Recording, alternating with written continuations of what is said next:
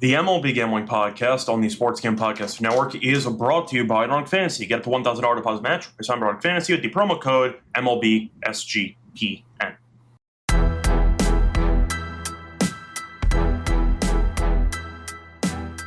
And welcome, everybody, to the MLB Gambling Podcast here on the Sports Game Podcast Network. It is currently Wednesday morning, July 2nd, around 10 a.m. Eastern Time. I'm Rose up with Scott Rochelle, joined by Adam Roseberry. Together, we're going to break down the props that we have for the Wednesday card. Adam, I like your new background. How's it going? My Circa hotel room. Yes, very nice.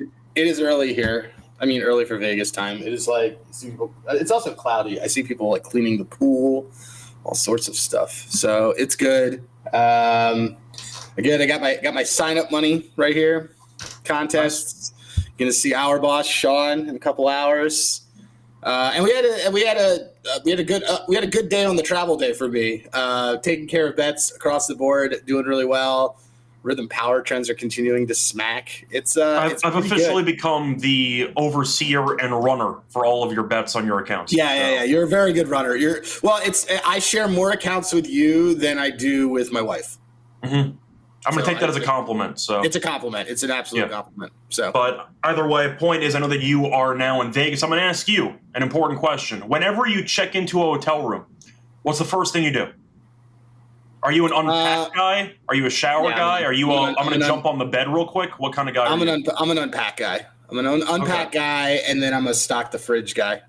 So I'm a jump in bed for about 10 minutes and watch TV kind of guy, just to take. That's because you nap all day. Correct, but it usually implies that you've been walking in the airport trying to get a baggage claim, then you had to find an Uber, and now you're back at the hotel. I usually take like 5-10 minutes just to actually chill out. That's kind of my approach when I check into a hotel room. But then after that, I do the same thing you do, but I take a 10-minute break. But anyway, before we get into any of the actual props, good call by Jacob, turning the AC down. Hell of an answer. That's a really good anscer for the. That's a great call. That's a power call. That's a really good answer. That's a really good call. That's Jacob. You get a personalized cameo from Scott and I. Yeah, you get a round of applause for me in addition to that. But yes, that's the right answer too. I would have definitely turned that down as one of the first steps that I would have in the hotel room. Anyway, before we get into any of the actual plays that we have for the show, a reminder that you can also find all of our picks and podcasts in different feeds for Spotify, Apple, etc. for SGPN. Plus, a reminder, we have a free app, so check out the app, check out all the feeds to get all of our actual podcasts, whether it's this show, the College Experience, the NBA Gambling Podcast, etc. Don't forget to check it out for free by subscribing to the SGPN feed wherever you do get your podcasts. Anyway, starting off with the actual props for the show. Adam, I'll let you go first. What's going to be your first player prop for the Wednesday card? I'm going to go with Sonny Gray under 5.5 Ks. What a scary prop that I have decided to go with. Against the Pirates, why would I do this? So here's the thing. Sonny Gray is off of I believe a Maddox. Yes, I think it was even more than that. He threw like 89 pitches. Yeah, it would appear to be a Maddox. And so, for those that do not understand, a Maddox is when you do a complete game. It has to be under 95 pitches, and it has to be like 90 minutes. And he did. So he did that. Who's talking about you? Joint tax return. First of all, timeout. For those who don't, always file separately, and then have your accountant figure it out. That's married, filed separate. You don't file jointly unless someone's making way more than the other. I file my taxes the same way. Scott and I don't discuss our finances like that, even though we share accounts. I file my taxes the same way that Wesley Snipes files his taxes. Well, this is all this stuff on wax. Like, we've now talked about how we're messenger betting. We've talked about proxy betting. We've now talked about evading taxes. We'll throw also in there that, hey, you know what? I'm on my wife's insurance, and I make her pay most of our taxes, and then I pay for all of her home renovation things in cash. And it all balances out. And I get to touch your boobs. All right. Anyway, this is already off the rails. Anyway, look, I'm gonna do a slight fade of Sonny Gray off of that game. The Pirates also are winning games and doing well, and they're making contact. What is this? So the last 30 plate appearances, only 3 guys on the team have K rates that I would consider bad, which is above 25%. This is also Sonny Gray's 3rd time seeing them in the last 2.5 months. So he had He's like his last 4 appearances against him: 9, 8, 4 in April, and then 8 in May. Their stuff's got to give. Also, if you look at him on the road, he kind of goes up and down. And when he went against Pittsburgh on the road, which he's doing today, he only had 4. So a lot of these guys have seen him before. I actually like the Pirates to win today, but give me Sonny Gray at plus money under 5.5 Ks for this one. Yeah. I mean, you mentioned Pittsburgh's recent numbers. I feel like people remember them being a team that strikes out a ton, but recently they've kind of chilled out on that area, so it might be a good spot.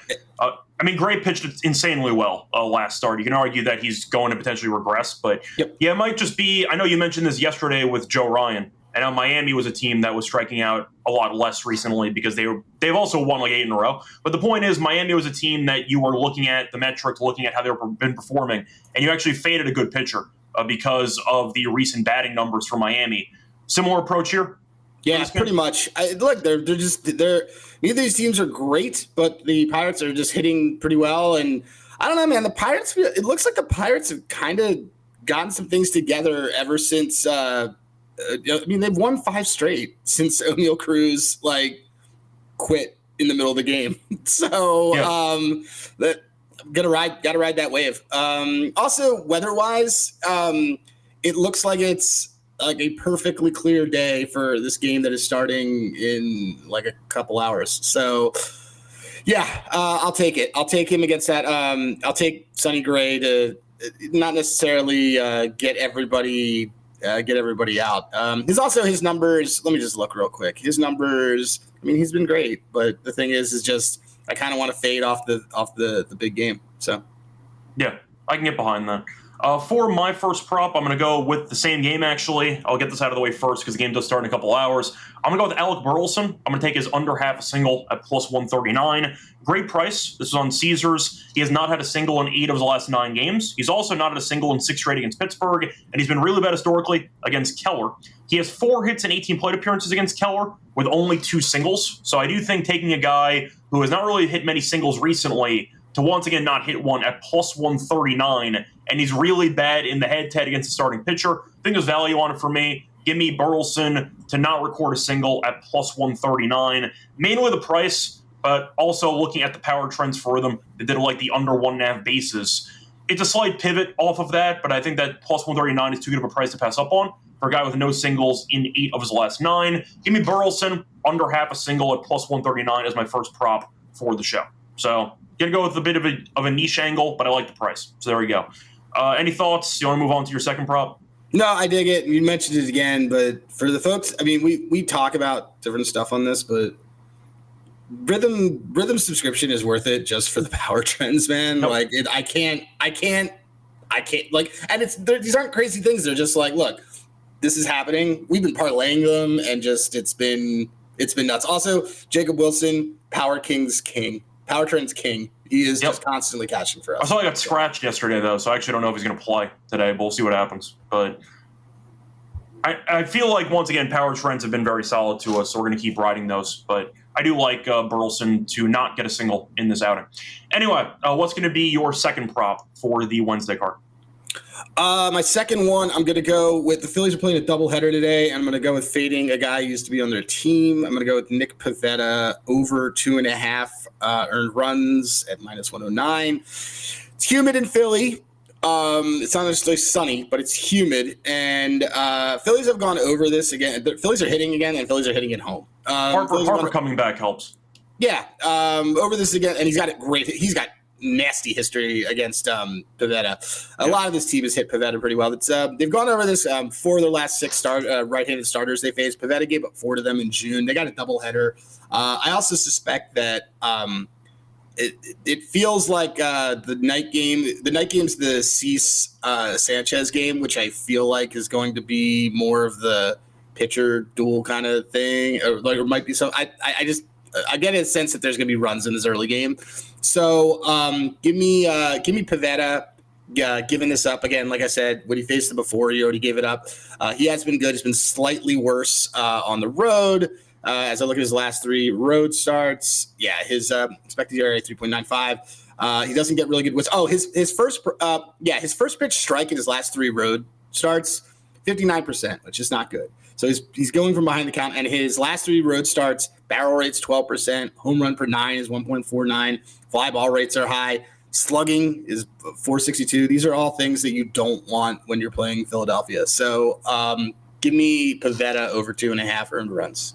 Yeah, Pavetta's been a guy that I know that I was never really a fan of, but I'll point out he has been quite good this year. But in general, it does seem like a bad environment for him. Philly's been good. Harper came back. We know Pivetta used to pitch for this team.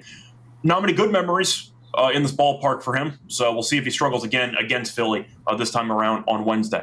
Before we get into my second prop for the show, reminder, they're brought to you by our sponsor, which is Circa Million and Circa Survivor, because if you think you know ball, you can prove it with a chance to enter the Circa football contest with $21 million in guaranteed prizes. No rake. The entries go above the guarantee. All extra money will stay in the prize pool. Circa Million, you pick 5 teams ATS each week, or go for the Ultimate Sweat Circa Survivor, or go for the Circa Grandissimo, a $100,000 entry for Survivor. Must register in person at Circa Sportsbook in Nevada. Great excuse to go to Vegas, by the way. That's what I'm doing right now. That's what he's doing right now, so there you go. You can sign up in Nevada, play from anywhere with the help of SGPN's official proxy. Go to footballcontest.com and use the code SGP to get $50 off your proxy fees. We're also brought to you by MyBookie, because they're available at a ton of locations. Whose bookie?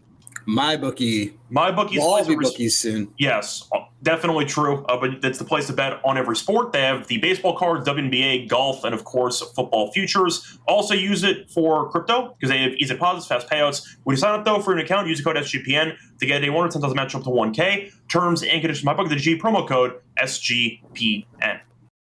Welcome back, everyone, to the MLB Gambling Podcast. One of the first couple props that we have for Wednesday. Time to move on into my second prop for the show. Going to talk about the matchup between the Guardians and the Cubs. Give me Brian Rocchio. I'm going to go with his under half a hit. He's back? That's a Cubs fan. That's a Guardians fan favorite. Yes, he came back, I believe it was last game, and shocker, he did not get a hit. I'll take him to not get a hit again. Give me the under half a hit at minus 121. He's not had a hit in 10 straight games. It's a second game back after returning from the IL, and in AAA, he was not great. He only had a .252 batting average in 180 plate appearances in AAA. Imanaga, though, is pitching for Chicago, only gave up 1 hit in 5 innings in his first start back. So he looked fine. I think that once again, we know Imanaga is a very good pitcher, and I think that Rocchio is going to struggle in this outing. But you're looking at his numbers against lefties because he's a switch hitter.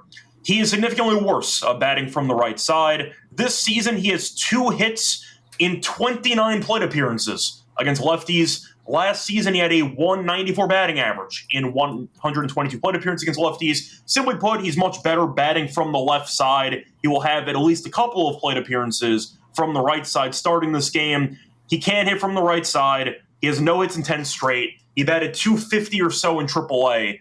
And once again, it's a second game back, and Imanaga looked quite good in his first game back off the IL. Give me Rocchio. Give me the under half a hit at minus 121 as my second prop for the show. I like it. I had been looking at Imanaga. Let me just look at the weather real quick. It's tough to turn down a guy who, once again, has 2 hits in 29 plate appearances against lefties this season. And I like it. I got to go with it. So there we go. That's my thought on that one. I just want to say something because there's like Imanaga was he was a last cut for me. I think on wanting to potentially I just want to see what the weather is. Oh, it's like cloudy and 88. All right. I remember the weather being fine. Is this a night game? Yes, I believe it is a night game. Okay, it's one of the few night games. It's so weird being in Vegas, waking up and there's like a game in like an hour. Like I don't. Well, yeah, your night games though are like 4 or 5 o'clock. So. Yeah. So I don't know how people cap sports on the West Coast. This is a pain. I can't stand being on the West Coast for the sports schedule. Drives me really nuts. Bad. Yeah, it's really bad. I see Jason kind of jumping in with something I was thinking about actually. Well, let me just look because people are now getting a bonus play. Might get a bonus play from me on Imanaga. Well, I don't know, man. Actually, I don't know if I can agree. I think I might want Imanaga. This might be a massive Imanaga shove spot, dude. Could be. Yeah, man, his swinging rate is like really good. So let me just see that as I'm doing this. I don't know why people are doing that. Anyway, yeah, I like it. I'm a fan. I just want to look at one other thing that he has going on here. How long? Boyd went pretty deep yesterday. Boyd's our guy. Yeah, I think Boyd went what? He goes 6.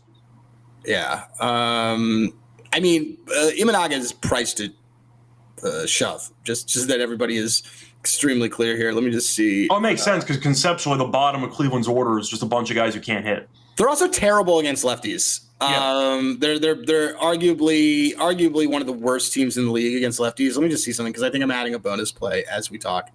Oh yeah. This is a yes. All right, we're gonna bonus play, guys. Which I need you to go into my. I'll do that after the show. Yeah, do it after the show. But Imanaga 6K is plus 162. Okay, so it's a bonus play. Getting a bonus play. This is anyway. Sorry, keep going. But this is no. I was going to say it's time for your fourth play technically because that was your third play. So, what do you like as your other official prop for the show? Clay Holmes under 4.5Ks minus 112. He stinks. That one I did bet for you already. Yeah, he did. He stinks, and Milwaukee. He's going to walk the farm. And Milwaukee's way too patient at the plate for this. I see Jason questioning me on the Imanaga under 4.5Ks. I get it, but here's my thing. I'm gonna go back to my unofficial play and tell you about this. Whatever, guys. You know what? Shota Imanaga 6Ks is the play. Let's talk about it, and here's why. If you go to looking at, this is just like hold on. Did I have it on the wrong thing? No, I didn't. All right, great. So Cleveland, in their last 30 plate appearances, the K rates against these guys, let's see. Oh, my goodness. All right. 1, 2, 3, 4, 5, 6 dudes, including our guy who we call Free Space, Angel Martinez, have K rates of 22% or higher against lefties. Jonathan Rodriguez has a 37% called strike whiff rate against lefties. Your hero, Austin Hedges, I don't think he's going to even touch the ball. Rocchio down here. David Fry stinks. This is a collection of guys who stink against lefties. I can't do it. I got to take the over case here. It's a good spot for Shota to remind people that he has a splitter that nobody knows how to hit. And this is not your mom's Guardians team, which would have been the Indians. Yeah. Definitely true. That would have been the Indians. So they could actually hit lefties, but not this. They could hit lefties, but no. Anyway, so this is there's your cap for that, and then I also gave you Clay Holmes under 4.5Ks. The other thing with Clay Holmes, if we really want to talk about it, if you're not just going to blindly trust me on an under, which I don't expect anybody to do, is that let me just pull it up. Under, he is under this in 6 of his last 10. He is under this. Oh, my God. So if you go and look at his home starts, he's fallen off a cliff at home in terms of K stuff. So May 9th, 5. May 14th, 4. May 26th, 3. June 1st, 3. June 13th, 3. June 25th. He only K'd 2 Atlanta Braves. I want to make sure that this is extremely clear to people. The Atlanta Braves, you could strike out 5 guys on the Atlanta Braves. And the fact that Clay Holmes couldn't get more than 2, no, not against a better hitting team in the Brewers, under 4.5Ks. Yeah. So once again, those are going to be your 4 plays. I only ended up having 2 so far. Shout out Jason for inspiring me on this. I'm not fading you, dude. I just I appreciate you kind of giving me. Jason's a good dude. All these people are good dudes, except for if E-Bomb's in here, he stinks. Yeah, Brandon Porter stinks too. And he's right about what he wrote in there about the first thing to do in the hotel room when he said grab the lotion. Okay, fair enough. Right. So either way, moving on to my third prop for the show, I'm going to go with an unknown guy who I'm sure nobody's ever heard of, but he might be playing in this game. If not, I'm the king of the void, so that's fine. Give me Shea Whitcomb. I'm going to take his under 1.5 bases, a minus 120. We know Pena got hurt. They had to call up somebody, and they called up this guy. Is he good? No. But they had to bring him up because Pena got hurt. So Whitcomb, his bases once again are 1.5 minus 120. He's had 0 hits in 7 straight games. He's had less than 2 bases in 19 of his last 20 games. You have Gamble pitcher for Colorado, who got shelled in 1 outing.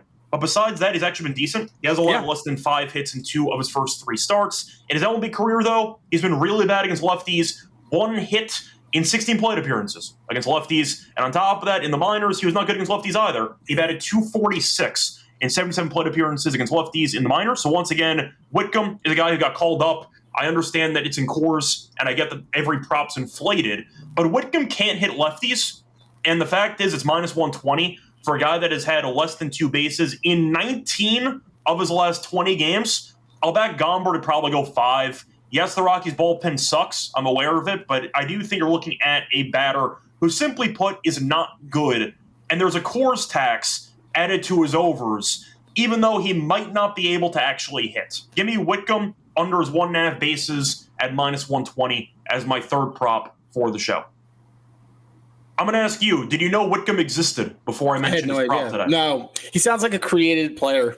Yes. So he's only up here because Pena got hurt, and he might not play in this game. If he doesn't, that's fine. We'll move. But I do like getting a 1.5 basis prop, inflated or not, of course, with a guy that so far in his career has barely ever gone over this number. So there you go. That's my third prop for the show. Time to move on into your other props, the miscellaneous not player props. Do you want to talk about your DPs for the day? Yeah, I would love to. And if you guys looked at Fangraphs today, there's a really nice article about how Junior Caminero loves DPs.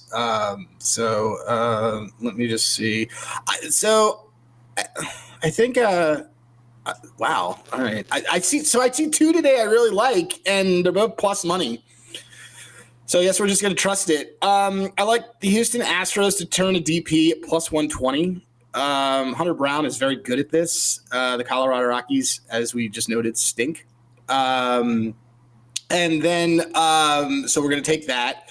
And then I think we're going to have to just go run back. We're going to run back Tampa Bay, right? Like the Rays are they're a double play machine. They do it right? every single game. And it's why Tampa wins games, because they're fundamentally sound. They field well. They can do a lot of things that seem basic, but it seems difficult for other teams. Tampa turns double play in almost every game. You just actually reminded me of actually forget that Astros one, because I totally just realized that Payne is not there, so that impacts their infield. Good, you just realized this. So actually we're off Houston Astros DPs until Pena comes back, because it's a change to their interline. Let's just go with Tampa. I think it's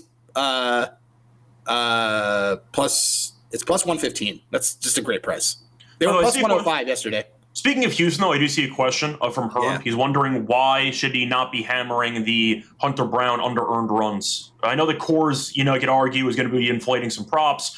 I actually looked at the strikeouts for Brown. I ended up not taking it, but I thought about it. So I was really close. I got to be honest. I was really close to taking his under outs. And the reason why being all of us, we all use Handigraphs here. And on Handigraphs, his last 3 road starts, his FIP is pretty high. His first pitch strikes is 57.8. So that's really low. You could do, I can't fault what he's asking about the under 2. The under runs weird stuff could happen, because also he goes distance. That's the problem. He might go distance. That's why I was like, oh, is this worth it at plus 130? I don't know if I can totally get there on it. I think, and as I'm looking at his other road metrics, his barrel rate's not good. A lot of his road stuff is really not good, especially lately. So I would stay away from things that involve him limiting runs. And, he's not necessarily a fade today, but it may not be. He's also he's also off a monster game against the Phillies, right? He's off. Every start he has a monster game. He killed Philly last time. He's also they won 2-0 or 2-1 because Sanchez pitched well, but not well enough. Let me see. He's off. He's off 96. He's off a 96 pitch gem, and he's now he's gone under his outs in 3 straight road starts. It's not necessarily cause for alarm, but I noticed it. And this Rockies team is also just everybody's kind of seen him. So I don't know if I like the under earned runs as much. Also, another reason why that threw me off of not wanting to go is that Brandon Walters tomorrow. Brandon Walters might be a sneaky spot for just a K ladder, because it's going to be 3.5 because nobody's heard of him, and he's lefty against the Rockies. Yeah, so you don't really need an excuse to fade Colorado, but it's fun. It's fun to add extra excuses. I agree. I see someone else. I see Dustin Johnson. It's probably not even Dustin is his first name, but Mitch Keller over 17.5 pitching outs. Possibly. I don't know. Keller's been so good at home lately. Keller's been really good lately. And he's been really good at home. Let me look. I think against the Mets last start he was fine. I don't think he was amazing, but he was okay. Oh yeah, you're right. But they won that game. They won because they torched Peterson. They scored 9 runs. Keller's outs are 17.5, so I don't know if that's the one to do it. Like I like his. I thought about backing him early, maybe for like a team total, like under for. I like his under. I like his under earned runs a lot more. Like it's under 2.5. I was going to say, do you see a world though where he ends up going 6+ unless he pitches well? Because I don't know if I actually do. I don't either. So I think I'd rather go with the earned run. I would rather go the under earned run. On Keller, I'd rather go. In fact, we may end up playing this. I like Keller. I like Keller under 2.5 earned runs at -120.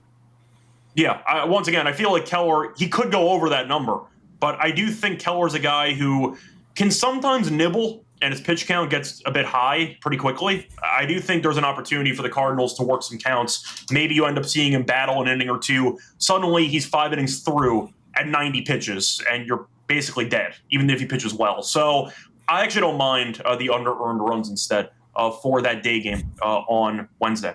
Anyway, anything else you want to add for miscellaneous props, or should we just move on into the best bets? We all agreed. We agreed we're going with the Rays for the DP. Okay, there we go. So once again, Rays for the DP. Before we get into the actual picks for our best bets, a reminder they're brought to you by Underdog Fantasy because you can do their Best Ball Mania happening all summer long. Giving away $15 million in prizes, including $2 million for first place. No waiver wire, no arguments about trades. Best Ball is the best way to play fantasy football. We're also a great platform for Pick'em. Might have some extra value depending on how some bills pass in the Senate. But anyway, I digress. Point is, you can always sign up with the code MLB SGPN to get a special pick and first time offer up to $1K in bonus cash. I've the promo code MLB SGPN. We're also brought to you by Rhythm because you've heard about Rhythm before. Just dropped a game-changing feature called Power Trends. And to take the patterns, Rhythm's models consistently one of a high ROI. And a reminder, you can always use Power Trends, which are updated every day, exclusive to Rhythm. Talis and Noise is great overall picks. Adam, any Power Trends you want to share with the class? Let me just see. I remember a couple trends from this morning, but I don't know if any of them moved because sometimes it takes them off the board. So yesterday I really liked Colt Keith for this Tigers-Nats game, which I do like too. But and then Marcelo Meyer under. I don't think you can actually bet those ones because the game was suspended, is going to start again. So that was kind of a tricky thing also for the props today. Thanks for bringing that up. Besides the power trends, I wanted to avoid doubleheaders because you never know when they're going to do the old switcheroo with starting pitchers. So I don't want to bother. So no, there's one here that I do like, and it's scary, but it's kind of a system play for me. Sonny Gray pitching hits allowed at -155. No, that was a pitcher's trend that was mentioned this morning. Was it really? Yeah. Oh yeah. So then that fits with what we thought. Anyway. Good for that. I like this. So Mauricio Dubon had a monster game yesterday, right? We were just talking. He had 2 hits. Didn't he have a home run? No. Okay. Well, no. Caratini had a home run, and Caratini had a home run. Let me just see something. Caratini had a great game. Dubon had a single in the 9th inning to kill one of our plays, but. He ended up with 2. Yeah, you know what? Dubon, but this is we're taking this. This is power trend is on Dubon under 1.5 total bases. So that was his first time that he had gone. So I'm looking at the chart right now. He has 3 total bases in his last 1, 2, 3, 4, 5, 6 games, and 3 of them are in the last 2 games.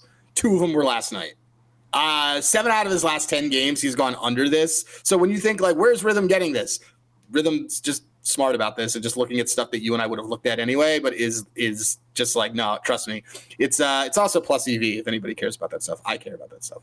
So -120 looks like on DraftKings. Mauricio Dubon fading him, and then we're looking at him against let's look at him against lefty pitchers. He hasn't had a hit against a lefty in 3 games. And to be honest, that could be why maybe props were listed on Whitcomb. Maybe he ends up taking Dubon's place in the lineup. Maybe, but if not, I'll take it. Though. I was going to say Dubon can play multiple positions, so he could get both of them playing. He could. He's got good history against Gamble, but like you said, Gamble hasn't been terrible. I'm going to trust him. He had one really bad start, but he's been fine besides that. He was good against the Dodgers last time out, I think. Didn't he give up like 1 run? Or that was the one time he got shelled? Yeah, I don't remember. No, he did good. He had a good series against. Gamble's always had solid stuff. All the Rockies pitchers have solid stuff. They get broken by being on an awful organization. Yeah, so just to read off Gomber's actual stats here, 5 innings, 2 hits, and no runs against the Braves on the road. 4 2/3, 12 hits, 9 runs against the Diamondbacks. And then he responded by playing against the Dodgers. 5 innings, 4 hits, 1 run. So overall, once again, pretty good in 2 of the 3 starts. So he might be underrated in this outing. So there you go. So once again, what's the power trend? We're going to go with Dubon. What is that? We're going to go with Dubon under 1.5 total bases, yeah. And what was the price on that again? Minus 120. Okay, there we go. But a reminder, though, if you do want to check out Power Trends on your own, download the app, check out Power Trends, start betting smarter. Also try it for free for a week within 7-day free trial at sportsgamepodcast.com with them to get your 7-day free trial. Welcome back, everyone, to the MLB Gambling Podcast. Went through our favorite props for the show. Time to move on into the best bet segment of the show. Adam, what's your favorite prop out of the 4 you gave out? Probably Clay Holmes to stink. Okay. I think Clay Holmes stinks. And that was 4.5 at minus 112, correct? Yeah. Okay. So that's going to be He your doesn't best go distance either, so I'm just not worried about that. No, because he walks guys in his pitch count high. Yep. So, and Milwaukee's actually, they might not have a ton of power in the lineup. They're a deep lineup, though. They don't. This is the vintage Milwaukee team, yeah. I hope they don't make the playoffs, but they kind of remind me of the Cardinals in a way. Yeah. Maybe not. The Cardinals have a bit more power, I guess, but it's a similar idea. Just keep the line moving, generate good at-bats, and go from there. So, yeah, I think they're going to work some counts in this matchup as well, and I don't mind Holmes' struggle for the hits allowed. Anyway, for my favorite prop, it's either Rocchio or it's going to be Whitcomb. I think it's going to be Whitcomb for me. Oh, dude, come on, man. Rocchio is such a fun fade. He's such a fun – because they love him in Cleveland. The point is, though, since he's a switch, he's guaranteed to basically play the entire game. So I'm looking at what should be 3 or 4 guaranteed at bats because he can bat from both sides. He's really bad from one side. But Whitcomb, at the end of the day, he might get lifted because he stinks. And 1.5 bases for a guy who has 1 hit in 16 plate appearances against lefties in his career, I think it's insane to me.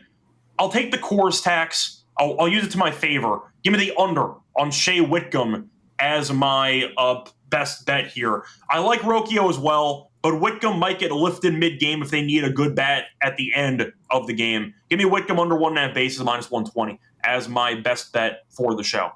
Anyway, time to move on to the underdog entry for the show. Adam, anything else you want to share? Do we want to just run back the Dubon play for the underdog entry? I think for the underdog entry, let's go with because Rhythm's giving me some power trends. So Rhythm also announced today that they have power trends for WNBA. Okay, that's good. That's good. So it's so hard to not take these because we've made so much money off of them. So here's what I think we should do. I think we should do Sonny Gray over 4.5 hits allowed. Okay. Which is a power trend. I think then. Oh wow. We have money in our underdog account. Oh, it's we've hit a couple entries in a row. Yeah, they've been reduced, but they still count. I mean, our last one wasn't super reduced. So. No, but I'm saying, we've had a couple of legs void, but we've still won a couple entries. Do you want to do Joey Chestnut hot dogs eaten over on this one? Because we're not going to have. What's the number at? 71.5, 71.25. That's isn't that a lower for Chestnut? I don't know, but it's on here. I know that we're kind of shifting gears, but we got to include Joey Chestnut in this, right? Because I'm not going to be here Friday, so. Well, I was going to say, maybe I can reuse that for Friday, but I'm not going to use that now. Use it Friday. Because we would be recording an episode before the previous one ended for Underdog, so I'd rather save that for Friday. We could also, we'll talk about it offline, but we could also record us the night before. We could. That's fine. So anyway, I am in a state apparently where I cannot do this. I can only do a draft. So, but what I would say is, I'd say we're going to do. Oh wait, no. So we can do Chestnut though, because once again, we're not actually we can't bet this. It's fine. We can't bet it. So anyway, Sonny Gray over 4.5 hits allowed. Okay. Then let's go with I like that Shota over Ks. Let's do Shota over 4.5. It's a juiced one, but let's do that. That's fine. And then Power Trends really likes I can always get down with this. Faden Jordan Canada under 14.5 PR. She's always hurt, dude. Like, it's just so I know we're switching gears and we're like throwing a WNBA one here. So just to repeat it to everybody, Jordan Canada under 14.5 PR. It's a rhythm power trend, or lower, sorry, 14.5 PR. Sonny Gray over 4.5 hits allowed, and Shota Imanaga over 4.5 Ks. Or yeah, higher, that's fine. Ks. Sorry guys, I'm tired. For the record, I think that chestnut line feels a bit high. But all right. Well, as the expert capper in eating, looking at his last couple of years, he's been in the 60s recently. So he also took last year off. He took last year. So he's lost a bit on his fastball though. He's down from like 98 to 94. So he's like the Max Scherzer. He's the Max Scherzer of competitive eating. Pretty much. He's still shoving. He's just not literally and figuratively shoving. But the point is, he's not, I'd say, chugging down as many as he used to. So something to keep in mind. All right. So let me repeat it again for like the clarity. Jordan Canada, lower 14.5 PR, rhythm power trend. Shota Imanaga, higher 4.5 Ks. Okay. Sonny Gray, higher 4.5 hits allowed, also a rhythm power trend. We are riding with rhythm because rhythm power trends have been really hot. Okay. Anything else that you want to add? No, I'm just a big fan of that helping fund this trip. Okay, there you go. So anyway, that is going to wrap it up for the show. We're back once again on. So you want to do Thursday night? Yeah, maybe. I get home. We'll see. There are a lot of day games though for July 4th. We actually probably could do an episode Thursday night if we want. Yeah, we could do it late because I'll be up late because I get home at 8. You have a 3-hour time difference anyway. I'm gonna try to with my wife, and then okay, that's fine. She inevitably rejects me. I'm just. I wasn't sure if you were still going to be in Vegas. Like I always do. So that's fine. Okay, cool. We're not trying to have kids. Keep an eye out for the show though. A lot of day games, so we might do an episode Thursday night instead of Friday. So keep an eye out for that. Yeah, like basically it would be late. It would be like a 10 p.m. show, which I think you and I could get into. That's fine. Anyway, point is until next time. Find me on Twitter Radio. Find him on Twitter @HeyRosenberg. And until next time, good luck to all of you and all of your bats. Bye, everyone.